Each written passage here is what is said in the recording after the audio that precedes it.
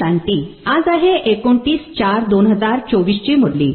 महावाक्य आहे, गोड मुलांनो, हा सच्चा सतचा संघ आहे. वरती जाण्यासाठी अर्थात उन्नतीसाठी तुम्ही आता सत्य बाबांच्या संघामध्ये आले आहात.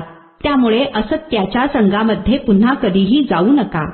प्रश्न आहे, तुम्हा मुलांची बुद्धी कोणत्या आधारावर सदैव बेहद मध्ये स्थित राहू शकते? उत्तर आहे, बुद्धीमध्ये स्वदर्शन चक्र फिरत राहावे.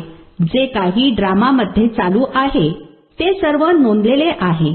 सेकंदाचा सुद्धा फरक पडू शकत नाही.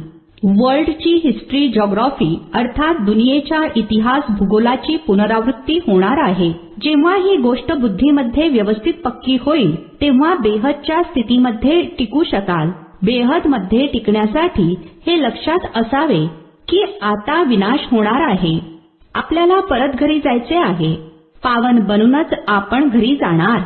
धारणेसाठी मुख्य सारांश आहे. पहिला पॉइंट आहे, या दुःखधामाचा बुद्धीने संन्यास करून शांतीधाम आणि सुखधामाला स्मृतीमध्ये ठेवायचे आहे. भारताची आणि आपली खरी खरी सेवा करायची आहे. सर्वांना रुहानी नॉलेज अर्थात आत्मिक ज्ञान ऐकवायचे आहे. दुसरा पॉइंट आहे, आपला सतयुगी जन्मसिद्ध अधिकार घेण्यासाठी एका बाबांवर संपूर्ण निश्चय ठेवायचा आहे. आपल्या आत अजपाजाप करत राहायचा आहे. दररोज अभ्यास करायचा आहे. आजचे वरदान आहे, सर्व संबंधांच्या अनुभूती सोबतच प्राप्तींच्या खुशीचा अनुभव करणारे तृप्त आत्मा भव. जे सच्चे आशिक आहेत ते प्रत्येक परिस्थितीमध्ये प्रत्येक कर्मामध्ये सदैव प्राप्तीच्या खुशीमध्ये राहतात.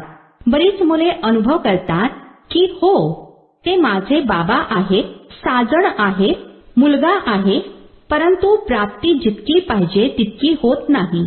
तर मग अनुभूती सोबतच सर्व संबंधांद्वारा प्राप्तीची जाणीव व्हावी. असे प्राप्ती आणि अनुभूती करणारे सदैव तृप्त राहतात. त्यांना कुठल्याही गोष्टीची अप्राप्ती आहे असे वाटत नाही. जिथे प्राप्ती आहे तिथे तृप्ती जरूर आहे. स्लोगन आहे, निमित्त बना तर सेवेच्या सफलतेमध्ये तुम्हाला वाटा मिळेल. ओम शांती.